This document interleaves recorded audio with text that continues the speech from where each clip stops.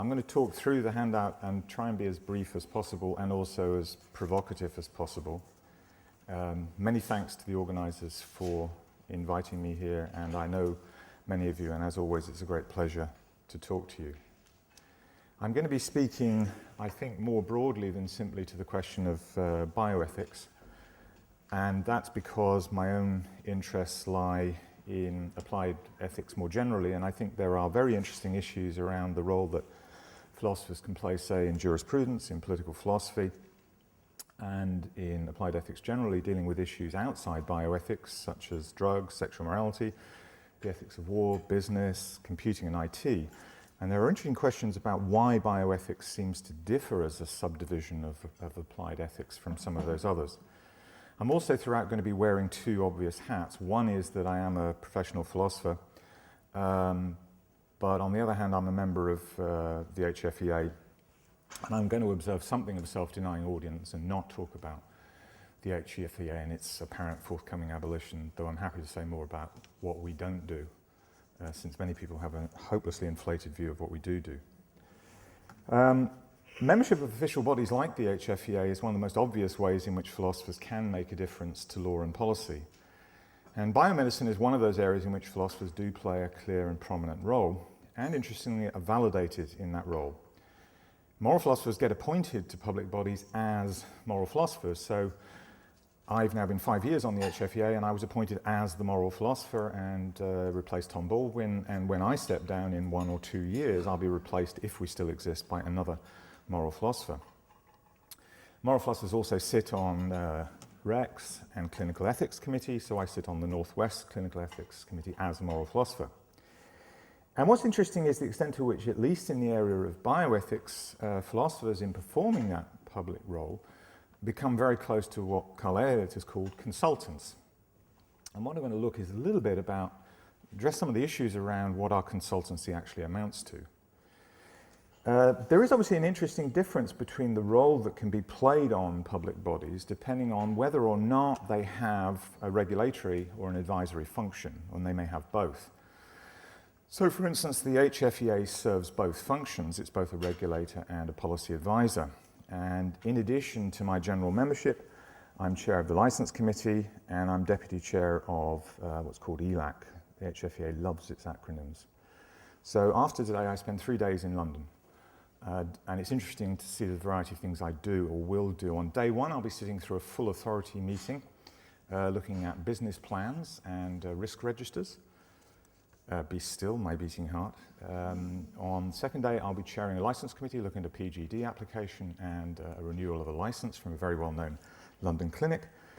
And on day 3, I'll be chairing a major policy seminar linked to the consultation process on the ethics of gamete and embryo donation. My membership of the HFEA is not as a stakeholder, and there are people who are on the HFEA who are representatives of patient groups, clinicians, faith groups. I'm on it as supposedly a professional expert. And there's an interesting question about what my supposed expertise is. We used to have a wonderful member, Simon Jenkins, who's the Guardian columnist and ex-editor of The Times, and who was on as a media expert, and who would very much advise the authority as to what we could and couldn't do publicly. So what exactly is it I do as a moral philosopher? And here are, under 5, a number of various models that exist in print as to what philosophers do when they play this role on certain bodies. Some of the terms are mine, some are others. Firstly, they could be conceptual and argumentative hygienists. So they say things like, look everybody, if you're committed to P, it follows that you can't then deny Q. And it's a sort of, that's the way in which the argument's running for you as an authority, and you have to recognize rules of logic. Or, as I've done on the authority, say, you're using the term risk in inconsistent ways, and there's at least 2 senses of risk that are in play in this particular policy document. Here they are, make a choice as to which you want. A second role you might play is as a Lockean under-labourer. My generation of philosophers love this particular term.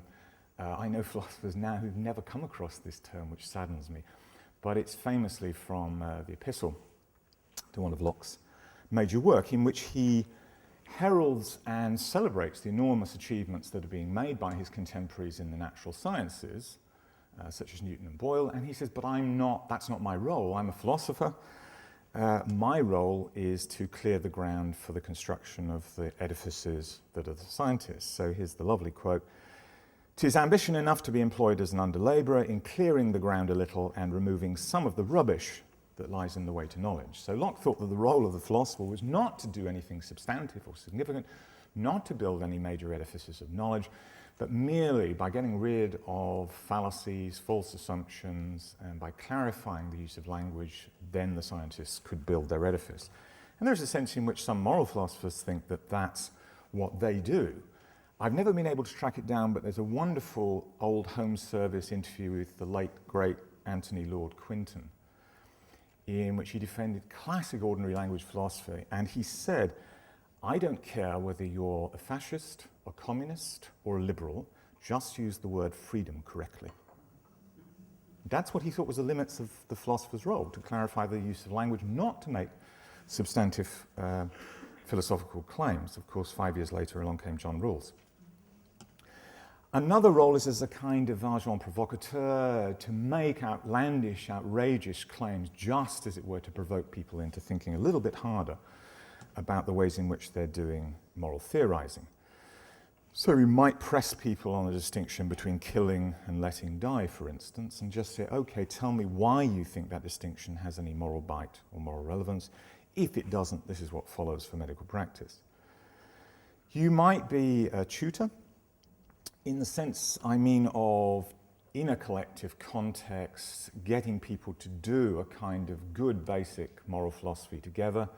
One of the people who sits on the license committee with me is a wonderful genetics counsellor, Sue Price, and Sue teaches us all about genetics when we do PGD, and I try to do a little bit of philosophical teaching in terms of, say, risk or probability. And lastly, I suppose there's a role as an educator as to basic facts, in which you say things like, well, this is the history of the discussion on this particular topic. This is what Kant thought, this is what Bentham thought, here's what Mill thought, and here's what Derek Parfit now thinks. Just to make people aware of the range of possible views that are entertained. But most controversially, under 6, there's a role that might be played by the moral philosopher as a moral expert. And by that I mean the following.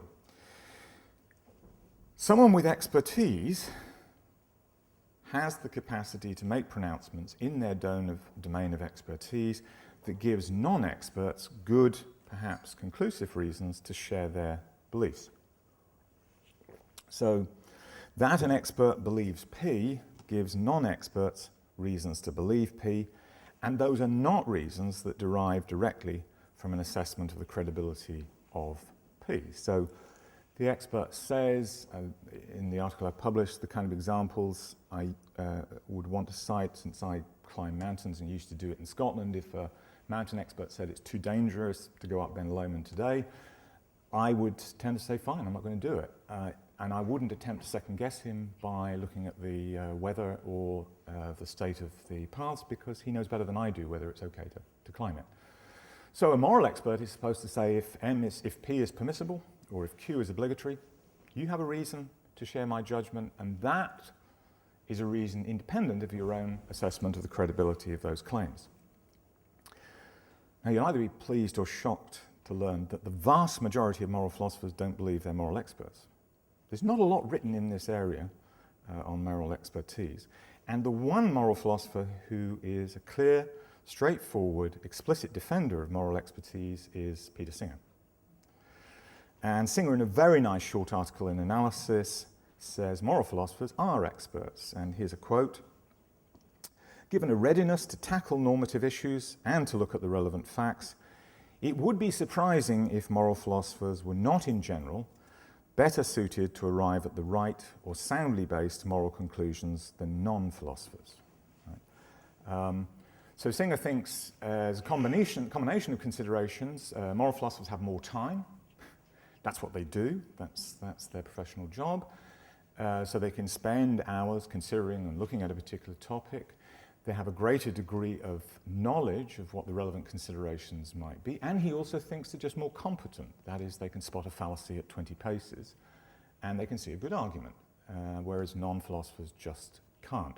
So he thinks if a moral philosopher pronounces on euthanasia, assisted dying, or the permissibility of abortion, that gives all of you non-philosophers a reason to share that judgment without even reading the relevant texts or arguments. Now, my own view is the standard general one in the profession, and that's a skeptical one, that moral philosophers are not moral experts. My own view derives from a particular understanding of the relationship between folk morality or common sense morality and moral theory. And there's a long-standing tradition that you can find beautifully expressed in Henry Sidgwick, you find it in Rawls, and you find it in Bernard Williams. And that is that the function of the moral theorist is not to replace or radically revise those judgments that are shared commonly amongst the population, amongst non-philosophers. It's to clarify, disambiguate, make more precise, make it the best that it can be, but not as we're utterly to revise it. Just a small aside, I once asked publicly Jeff McMahon, whose work some of you will know, what he thought the relationship of his own moral theory was to common sense morality. And he said, well, of course, I start from common sense morality. I'm a Sidgwickian about this. And he paused and then said, mind you, he said, my moral views are a long, long way from common sense morality, which they are, if you know the ultimate judgments Jeff takes. But with the exception of, I think, someone like Parfit, who tries quite radically to revise common sense morality, most of us see our job as making better sense of it. I also think that even if we were moral experts, even if I was intemperate and arrogant enough to think that I am an expert on moral matters, there are good reasons why I shouldn't act like an expert. One of those briefly has to do with the value that we philosophers attach to individual autonomy, that there is enormous importance in individuals making their own mind up about whether something is right or wrong, and that nobody should accept a moral judgment simply or principally because someone else told them that was the right judgment. I also think there's a very nice and sophisticated argument to be found in John Stuart Mill's work on representative government, that democracy only flourishes where people are allowed to make up their own minds about what's good and bad. And though he was quite clearly a high Victorian elitist, he nevertheless believed that the health of democracy could only be guaranteed by ensuring everybody was encouraged to make their own minds up independently on what any particular policies, virtues, and vices were. The last set of comments I want to make is really brand new virgin territory, I think, and I hope will link up with some things that have been said just before lunch. And that is, moral philosophers may be singularly ill-equipped to play a role in the formulation of policy and law. Joe Wolfe has a book coming out on the relationship between philosophy and policy, which is quite interesting given his own work. And many of the comments he makes in the book in draft, I would share. Some I'm not quite so pessimistic as he is about. But here's a number of reasons why you might think philosophers are bad policymakers. Under sort of A through to E. Firstly, theoretical abstraction may be unsuited to the concrete particularities of biomedical work. I've disagreed in the lunch break with Soren about the complexity, the removal of moral theory from a concern with the practical and the relevant, but a lot of high-level moral theory is a long, long way from anything that would meet the demands of formulating policy. Secondly, theoretical sophistication and argumentative complexity may actually be very ill-suited to the task of persuasion. There's a very nice piece by the Canadian philosopher Will Kimlicka, who has played a very prominent role in Canadian policy on multiculturalism. And Will's view is that at the end of the day, if you're going to make a difference, you have to bowdlerize. You really have to go for something that isn't the complete philosophical truth. You have to go for a simplified conclusion, because that's the sort of thing that ministers will hear and adopt as policy. Don't give them anything too sophisticated, because they'll run a mile. They won't understand it, and they won't want to try to understand it. I think also under C, it's clear, and it's a matter of great satire, philosophers seem to have a preference for practical unfeasibility.